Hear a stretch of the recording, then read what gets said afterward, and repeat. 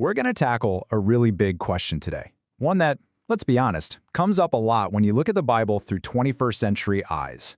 You know, it's pretty easy to just pull out a few difficult verses, look at them with our modern lens and say, yep, case closed. But what if that's kind of like judging a whole novel by its darkest chapter? What if the real answer isn't in those isolated lines, but in the entire story the Bible's telling from start to finish? To really get to the heart of it, we've got to zoom out and look at the big picture, the grand narrative. And it's a huge story, one that you can really break down into 4 major acts. So think of this as our roadmap for the next few minutes. We've got creation, then the fall, followed by redemption, and finally, restoration.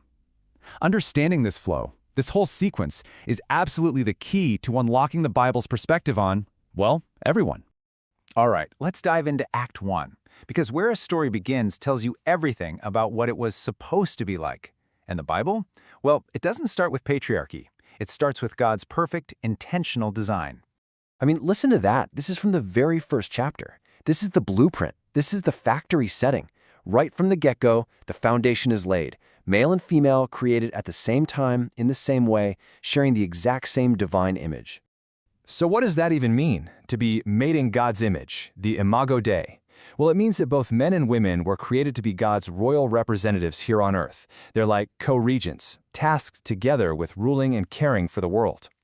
So here's the crucial point. God's original design is one of radical equality and partnership. That's the ideal.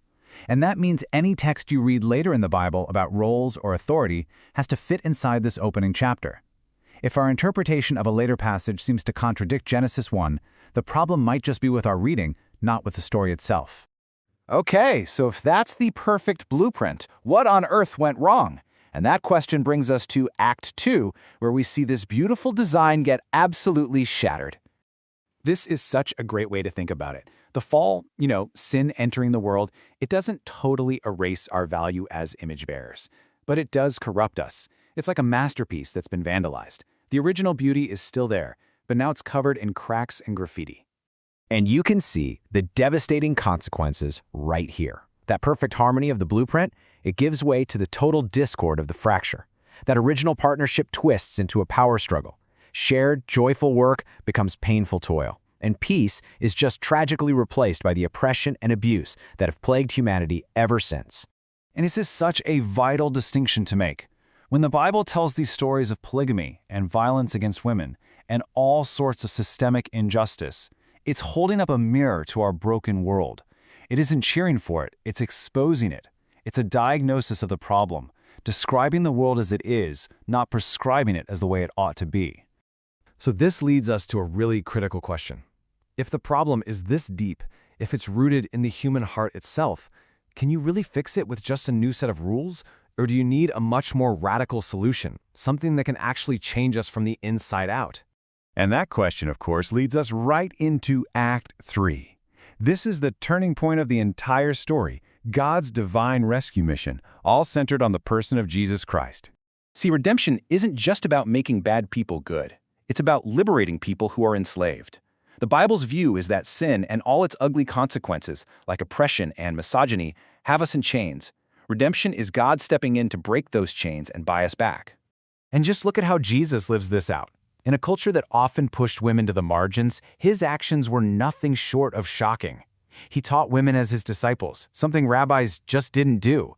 He had deep public conversations with them. And then, in the ultimate sign of their value, he made women the very first witnesses and messengers of his resurrection, at a time when their testimony wouldn't have even been considered valid in court. Okay, so what about those challenging passages in the New Testament, the ones that talk about women's roles in the church? Well, inside this bigger story, those passages are seen as specific instructions about order and structure for the early church gatherings. And while people interpret them differently, the key point in this 4-act framework is that they're about specific roles, not about the inherent value or dignity of women, which was already set in stone back in Genesis 1. So let's move to the climax of the story, because redemption isn't actually the final act. It's the engine that's driving us toward the grand finale, the full restoration of God's original, perfect design. I mean, this just says it all. Through Christ, God is creating a brand new humanity. Now, this doesn't erase our created differences, but it absolutely levels our worth and our access to God. All those social, ethnic, and gender-based hierarchies that define the broken world, they're made secondary.